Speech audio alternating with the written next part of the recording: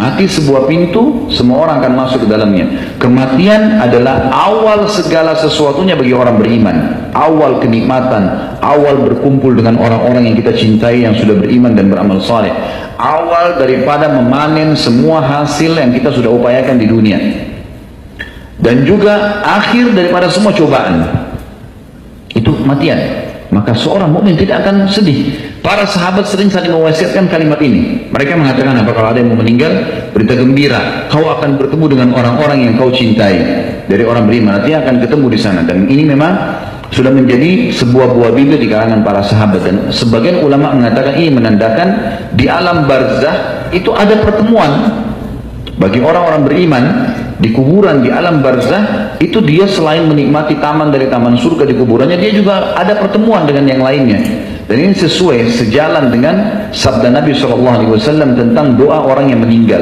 Allahumma rzuqhu daran khairan min diyarihi, ya Allah karuniakan dia rumah lebih baik daripada rumahnya di dunia, wa ahlan khairan min ahlihi, keluarga lebih baik daripada keluarganya di dunia, wa jaran khairan min jiranihi, dan tetangga lebih baik daripada tetangganya di dunia. Berarti menandakan di sana ada kehidupan. Sampai ulama mengatakan kalau seseorang mengantar jenazah, maka mungkin dia melihat yang lain itu batu, nisan dan tanah. Tetapi bagi orang-orang, bagi jenazah itu sendiri, dia sudah melihat itu sebuah alam. Dia sudah tahu siapa yang ada tetangganya, apakah lagi disiksa atau enggak, dia sudah tahu. Makanya orang-orang beriman tidak boleh dikubur kecuali dengan, atau orang muslim kecuali dengan muslim, karena yang kafir pasti disiksa, gitu kan? Dan tidak layak bersebelahan mereka di kuburan. Seperti itulah. Nah, ini wasiat atau seringnya para sahabat mengucapkan kalimat tersebut. Dan ini berita gembira juga teman-teman sekalian. Tidak perlu kita seseorang di antara kita merasa kesedihan. Sampai ulama bilang memuncak apapun cobaan datang kepada kita, maka ingatlah selalu kalau dunia akan kita lalui dan kemudian kita akan menuju kepada kehidupan abadi sana. Kita akan bertemu dengan Nabi SAW yang selama ini cuma kita dengarkan namanya, kita kenang kisahnya, kita amalkan hadis-hadisnya, ya, dan titahnya kita tinggalkan larangannya. Kita akan bertemu secara fisik. Dan kata Nabi SAW waktu mau meninggal teman-teman sekalian, lagi sakit parah. Sahabat sudah banyak nangis di depan rumah Nabi SAW. Sudah pada nangis nih. Sudah tahu Nabi SAW sakit parah. Karena sebelumnya, ya, beliau sempat bilang di atas mimbar, seorang hamba diberikan pilihan oleh Allah, oleh penciptanya, untuk pulang ke Tuhannya atau dia tinggal di dunia, gitu kan? Maka dia pun memilih untuk pulang ke Tuhannya. Pada saat itu, semua sahabat diam, enggak berpikir apa-apa pada saat itu. Abu Bakar tiba-tiba nangis.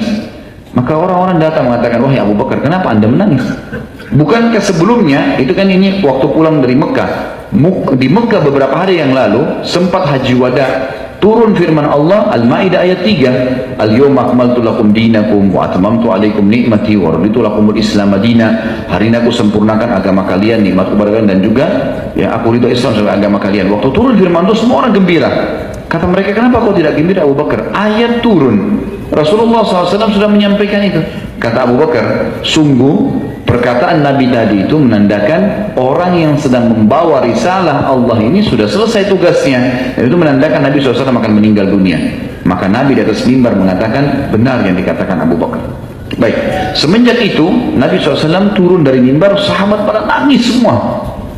Nangis di depan rumah Nabi SAW. Ini berarti Nabi sudah mau meninggal, tapi tidak tahu kapan. Lalu Nabi SAW keluar kedua kali lalu mengatakan, ya ayuhan nas, hai sekalian manusia, inna mau'idakum ma'i fil haud. Sesungguhnya perjanjian pertemuan kalian dengan aku bukan di sini. Gak usah sedih dengan kematian ini, tapi di haudku nanti di mahsyar. Jadi orang beriman tahu teman-teman. Ini yang kita sampaikan sekarang, yang kita sering bahas dalam masalah pengajian. Antum ikuti yang halal, nikmatin halal, tinggalkan yang haram, kemudian mengerjakan perintah, meninggalkan yang dilarang. Ini teman-teman memang sesuatu yang kita lakukan dan kita akan lihat hasilnya. Harus. Allah mengatakan dalam awal Al-Baqarah, a'udzubillahi minasyaitonir wa bil akhirati hum yuqinun. Mereka harus yakin dengan akhirat. Ini akan membuat ketentraman jiwa yang luar biasa bagi orang beriman.